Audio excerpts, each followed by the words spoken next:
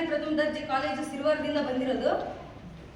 ಇದು ಮೈ ಭಾರತ್ ಪೋರ್ಟಲ್. ಇದು ಕೇಂದ್ರ ಸರ್ಕಾರದಿಂದ ಮಾನ್ಯತೆಯನ್ನು ಪಡೆದಿದೆ.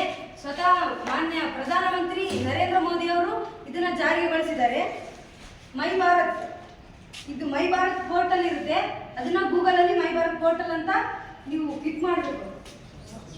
ಫಸ್ಟ್ ಸರ್ಚ್ ಮಾಡಿ ಮೈ ಭಾರತ್ ಯೂತ್ ರಿಜಿಸ್ಟ್ರೇಷನ್ ಅಂತ ಬರುತ್ತೆ. ಅದನ್ನ ನೀವು ಕ್ಲಿಕ್ ಮಾಡಿ ನಿಮ್ದು ಡೀಟೇಲ್ಸ್ ಕೇಳುತ್ತಾ. ಫಸ್ಟ್ ನಿಮ್ಮ ಫೋನ್ ನಂಬರ್ ಕೇಳುತ್ತಾ.